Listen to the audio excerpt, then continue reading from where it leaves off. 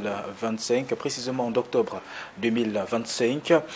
Paul Atangandi avance des chiffres selon lesquels il y a eu 19 morts, 1985 blessés.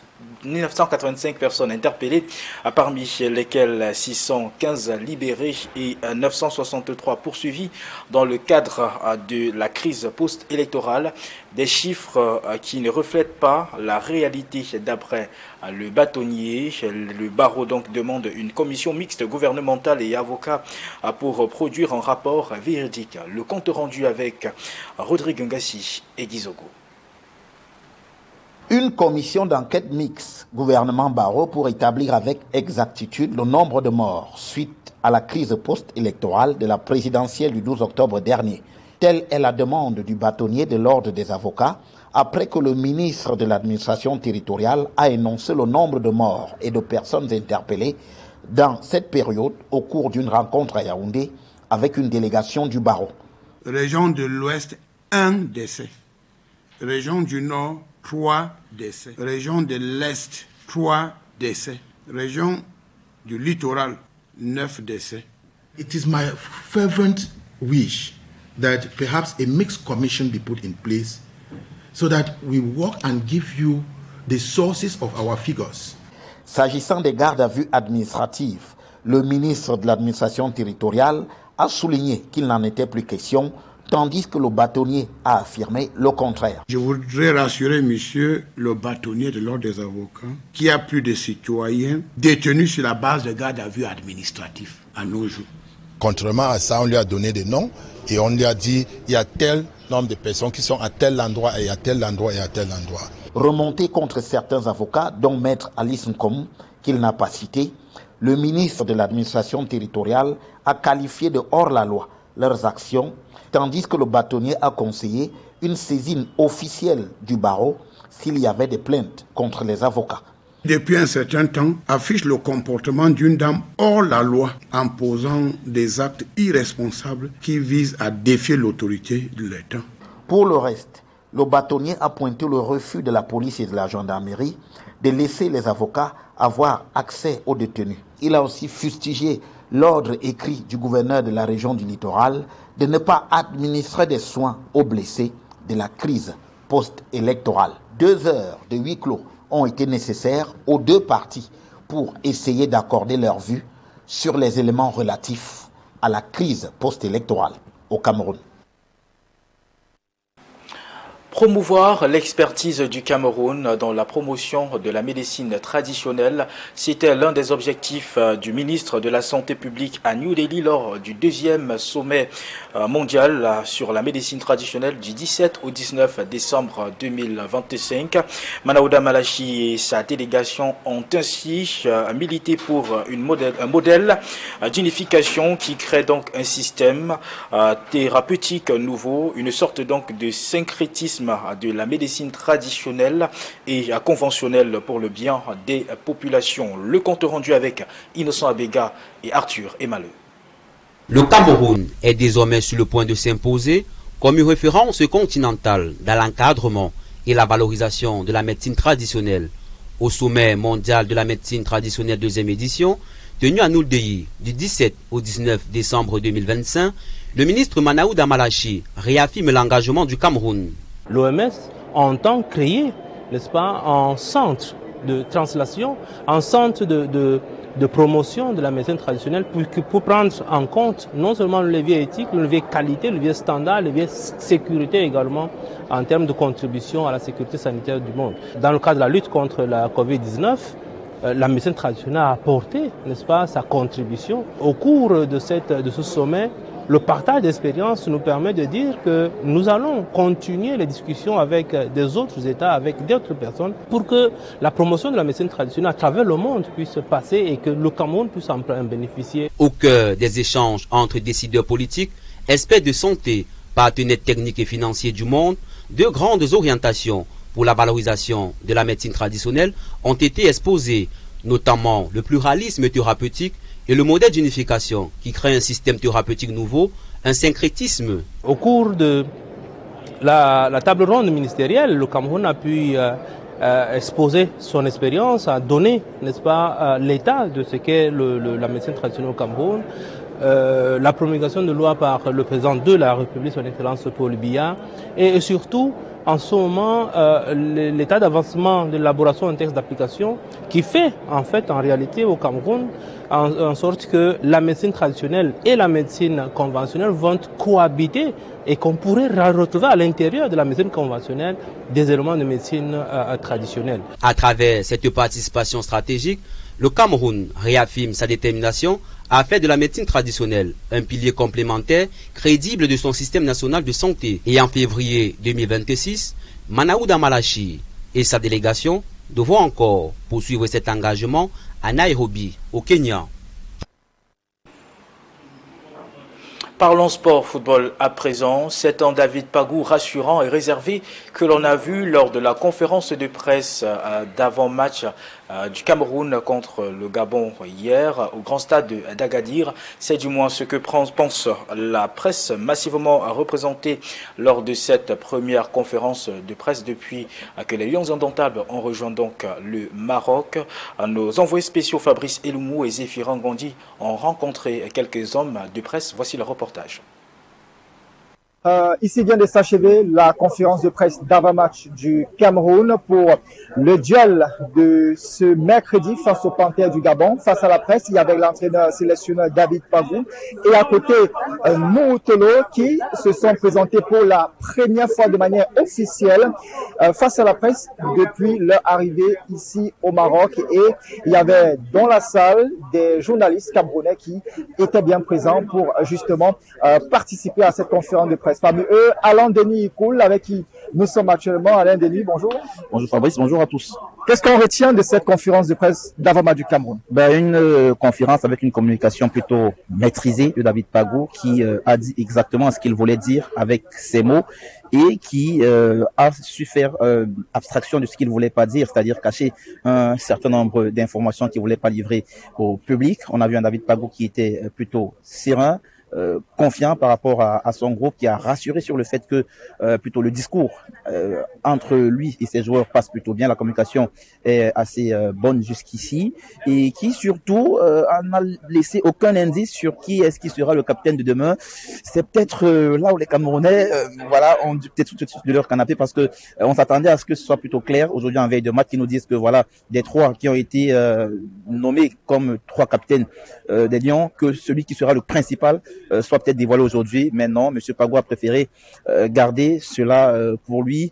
Et l'autre aspect qui personnellement a retenu mon attention, c'est que M. Pagou explique qu'il s'inscrit plutôt dans la rupture par rapport à ce que faisait son prédécesseur Marc Brice. Il a expliqué cela en disant que déjà le groupe a considérablement évoluer, il y a de nouveaux joueurs, certains qui vont découvrir la sélection, d'autres qui vont découvrir la compétition qui est la CAN. Et donc pour lui, il a parlé de rupture plutôt que de continuité. Et donc nous, on peut s'imaginer que cette rupture-là ne s'arrêtera pas seulement au niveau du choix des hommes, mais peut-être aussi au niveau des choix tactiques qui seront opérés dès demain sur le terrain. Dans la salle de conférence de presse, nous avons également repéré Kevin Fotso, journaliste camerounais qui a assisté justement à cette conférence de David Pagou et Nous. Alors, qu'est-ce qu'on retient au terme justement de cette conférence?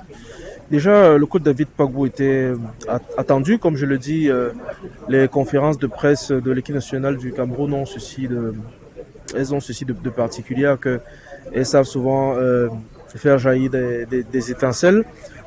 C'était le cas avec Rigobert Song, c'était le cas également avec Mabrice. Donc David Pagou était attendu à ce tournant-là sur sa capacité à communiquer. On a vu que c'est un exercice qu'il maîtrise bien, parce que c'est quand même un entraîneur qui a un certain background.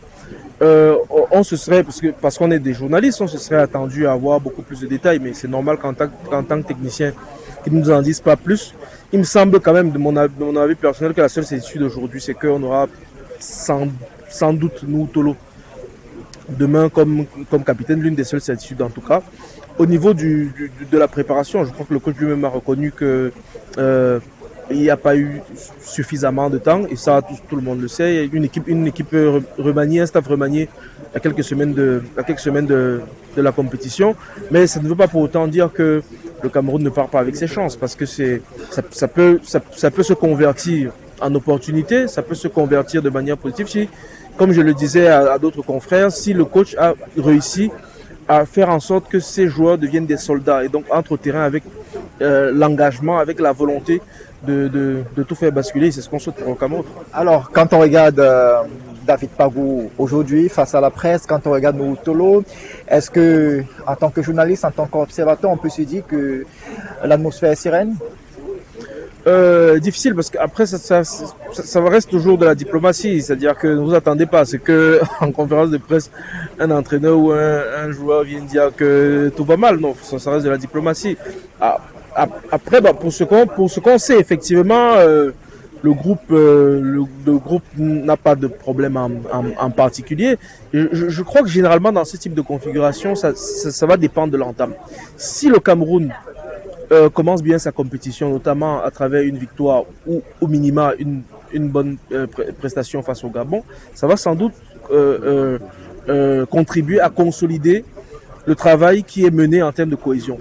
Si par contre l'entrée en compétition est timide, c'est à partir de ce moment que ça peut réveiller des vieux démons, et ça bien sûr qu'on ne le souhaite pas, pour notre équipe. Mais dans l'ensemble, on voit bien que si on ne s'en tient qu'au discours, on voit bien que il y a certes une sorte de transition générationnelle, il y a certes une sorte de remaniement, mais il y a une volonté réelle de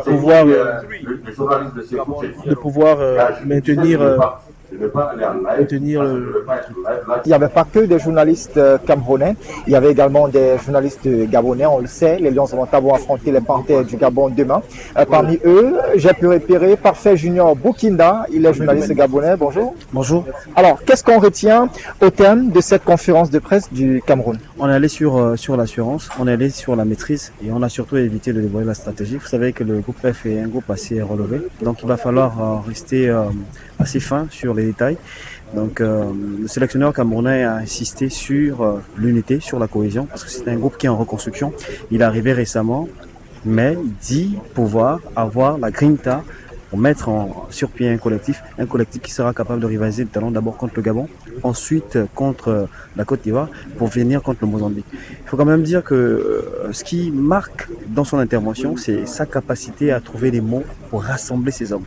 Parce que tout s'est joué dans la psychologie, tout s'est joué dans l'approche avec les joueurs. Et je crois que lorsqu'on va dans cette logique-là, ça peut forcer le résultat sur le terrain. Et en tant que journaliste, à quelle rencontre peut-on s'attendre demain entre les Lions indomptables du Cameroun et les Panthères du Gabon? Sur le plan socio-historique, c'est deux équipes qui se connaissent très bien. C'est deux pays frères. Donc on se doute bien qu'il va y avoir une certaine rivalité parce que c'est souvent des matchs assez importants. On sait que sur le plan historique, c'est deux nations qui aiment bien se mettre coude à coude, même hors des terrains, il faut le dire, parce que le match, c'est aujourd'hui les matchs de football, c'est pas seulement sur la pelouse. Donc on va s'attendre à cette atmosphère, à cette ambiance Afrique centrale. Mais je crois que au-delà de tout, au-delà des individualités, au-delà du collectif, ça va se dessiner sur le rectangle vert parce que c'est des équipes qui ont énormément de qualité sur le plan individuel et sur le plan collectif.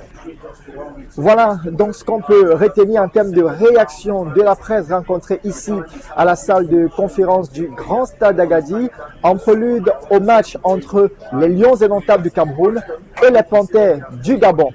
Ici, donc, la salle de conférence de presse du Grand Stade d'Agadir, Zéphirin Gondi, Fabrice Lemou, envoyés spéciaux. Équinoxe télévision. Merci à vous Fabrice, merci à Zéphirin Gondi. Rappelons surtout que la rencontre entre le Cameroun et le Gabon se tient donc aujourd'hui à partir de 21h et sera diffusée sur nos antennes. Merci pour le suivi de cette compétition. La seconde partie de ce journal à langue anglaise avec vous, Glory Mala. Good afternoon, bonsoir. Thank you, Pascal. Thank you, ladies and gentlemen. You're watching the midday bilingual news on Équinoxe television. The inhabitants of My 15 in Lower Boa yesterday staged a peace protest in front of the senior divisional officer of Boya over what they describe as a frequent power outage in their neighborhoods. Many of them say for the past 13 months they've been living in total darkness, a situation that has caused significant impact to household and economic activities. More details of these protests with Rex Afo. They are all from My 15, Lower Boa. Their problem is prolonged power outage. Living in darkness for 13 months is not easy. Because when you have light, you have life.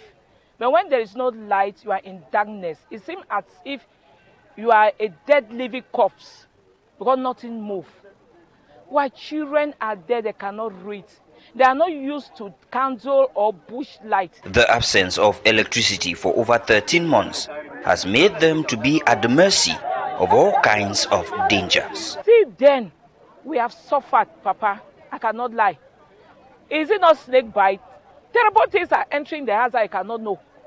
It was just by God's grace that my own snake in my own house that I saw, it was during the day. It was in the night, right in the room. What could I have done? They have come to the office of the divisional officer for Boya, Abba Abdurrahman, to say they are tired of staying in the dark. The amount of insecurity that is there is alarming. They break people's houses, they vandalize the place, they take things, they extort money, they harass young children in the quarter. People who come late in the evenings, they harass them because there is no light in the place. This is Christmas coming, and people will have to feast in the dark. They should put themselves in our place. They have come here today because they have reached us a level that we cannot bear. They have been told that in 3 days, lights will come. A hungry man is an angry man. Coming here in their number means they are not happy.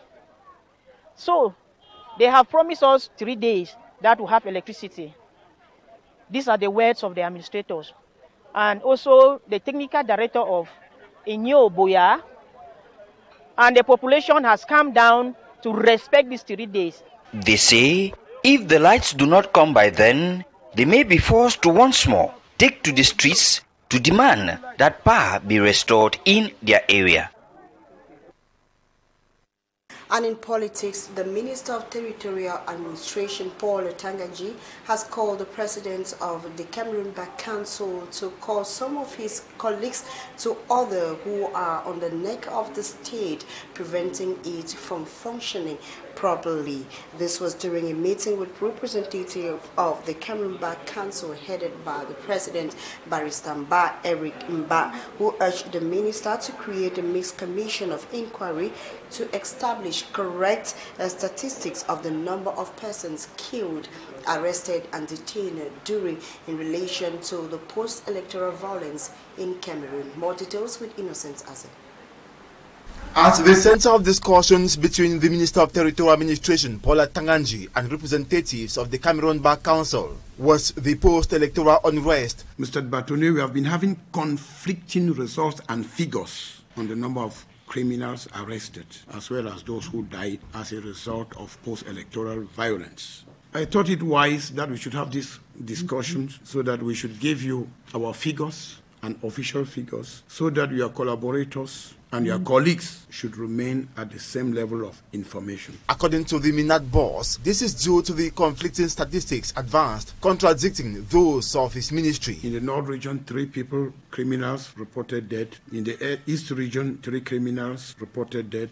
In the littoral region, 9 people died. In the West region, we had just 1 case reported dead. No person died in the Adamawa region. No person died in the far north region. Barrister Mba Eringba suggested that it is my fervent wish that perhaps a mixed commission be put in place so that we work and give you the sources of our figures. Concerning administrative detentions, Minister Paul Atanganji stated that no citizen is still held in custody.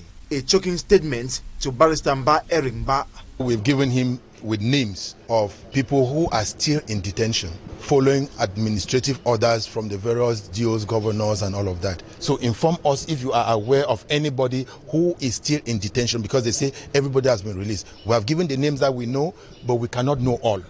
If there are minors, let us know. We equally brought up the case of people who are mentally sick, who are being arrested. We will not only give him the figures as he gave us, but we are going to give him the figures and the names. He assures that the bar will spare no effort to exploit this opportunity to secure the release of detainees of the post-electoral unrest from the hands of corrupt officials. He has assured us that he will give instructions and that he's going to have been detained following the post-election crisis. But we have said we are going to have a partnership. We are going to go down to the field with one of the administrators or the directors that will be given by him and would colleagues he terms outlaws who are creating disorder in the Republic, referring to barrister Alice Ngom as an example, though without mentioning her name. Depuis un certain temps, affiche le comportement d'une dame hors la loi en posant des actes irresponsables qui visent à défier l'autorité de l'État. Second World Health Organization Global Summit on Traditional Medicine ended, jointly organized with the government of India, ended yesterday in New Delhi with marking a major milestone for global health. Combined with a strong lineup of 160 speakers, the global traditional medicine community shared insights on how traditional medicine can strengthen health system with more safe, evidence-based and affordable care. Babylon Jonathan tells us more. Innovation took center stage with the launch of the Health and Heritage Innovation H2I at the World Health Organization's second Global Summit on Traditional Medicine in New Delhi. The H2I is an initiative to nurture breakthrough ideas that bridge traditional practices and cutting-edge technologies such as AI, genomics, and digital health. From over 1,000 submissions, 21 finalists were announced at the summit and will enter a year-long acceleration program to refine prototypes, receive scientific and regulatory guidelines, and connect with policymakers and investors. Over 16,000 online registrations and 800 delegates from more than 100 countries attended the summit in New Delhi. The event brought together ministers, scientists, indigenous leaders, and practitioners to discuss the role of traditional medicine in strengthening health systems. Traditional medicine represents a living heritage in Cameroon, deeply embedded in our cultures, indigenous knowledge system, and community resilience. Research data indicate that nearly 80% of the population use traditional medicine, including in urban settings, often in a complementary relationship with conventional care. Cameroon's Minister of Public Health went further to elaborate government strategy to step up quality and credibility of traditional medicine via the respect of scientific standards and norms in traditional medicine production and administration. Government of Cameroon has demonstrated strong political commitment to recognizing, promoting and regulating traditional medicine in line with the public health standards. In December 2024, our parliament adopted and the head of state, His Excellency Paul Biya, enacted a law on traditional medicine which protect communities' intangible heritage and intellectual property, promotes biodiversity conservation and sustainability while ensuring the safety, quality and efficacy of traditional medicine products. Another key outcome of the summit is the launch of the Traditional Medicine Global Library, a digital platform consolidating 1.6 million resources on traditional medicine, which will support breakthrough ideas, bridging traditional practices with cutting-edge technologies. The initiative aims to promote evidence-based traditional medicine and improve access to trusted information. And in sports, Pago David revealed that even with a new fund, even with a new team, they are ready to satisfy their fans during this the ongoing African Cup of Nations in Morocco. He was speaking during a pre-match press conference ahead of the first game of the Indomitable Lions that will be played today against Gabon. Meantime, Thierry Muyuma on his part says Gabon has come to better its performance at the AFCON after failing to show up in Côte d'Ivoire. Smart Chica Gabriel is on special assignment. At the conference room of the Grand Stadium of Agadir, it was David Pago and Nuhu Tolo who were first to answer questions from media persons covering the AFCON. For Nuhu Tolo, the team of Cameroon, though young, should be respected after their few days in camp. During the training session, I have seen discipline, humility, and respect. We have a young team which is coming to learn, but we don't learn in a competition as they all play for big clubs outside and everyone is concentrated. We have been reading from social media and we know what it takes to represent Cameroon. By God's grace, we hope it will be okay. J'espère que grâce à Dieu, avec la barakate, les choses vont se passer de la plus belle manière. Coach Pagu David, who will be having his baptism of fire on the technical bench in his first official game, was not disturbed with the tasks he has been given. Whenever we are heading to a competition, the adrenaline goes up, but we need to manage it and send positive spirit to the group. It is true that we had a totally new squad as compared to Gabon, but it could be a positive one for the newcomers who will want to show up and create problems for Gabon. Next, in the conference room of the Agadi Grand Stadium, were team coach of Gabon and a player. Bruno Ekwelemanga is one of the surviving players who had played before against Cameroon. 2010-2017, when we confronted Cameroon, not everyone is still here in the team. The team is set for Wednesday. We came here with an objective, and the short term is the match against Cameroon, and from there we look ahead. For the coach of the Panthers, their presence in Morocco was not by chance. Les Panthers sont déterminés. The Panthers are determined. We are not there to announce that we want to attack you, but we are there to surprise you. That is the team spirit. Asked about the situation of their star striker, Pierre-Emerick Aubameyang, he said, "We shall see about that on Wednesday, but I will confirm that his club sent him with another doctor to help him out. We are happy that he is with us in camp after all." Smart Njekan Gabriel, Zefren Gonji on special assignment.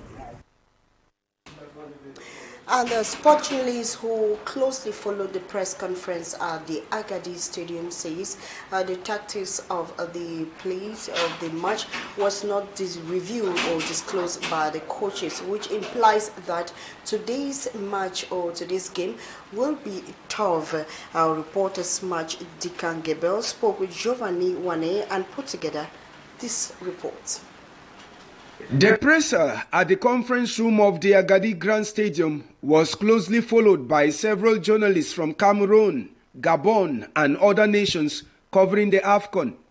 After following the presser keenly, a Cameroonian sport journalist says, "They didn't give out lots of details about the tactical formation and how they're going to approach the game, which is quite very important. And then the two managed to sound warnings to each other. You heard David Pagu say Ndamana Bofiu, and then Thierry Mayuma, though he didn't give out too much of information about his team, was quite certain that he has a good enough team that can go up and create an upset against Cameroon."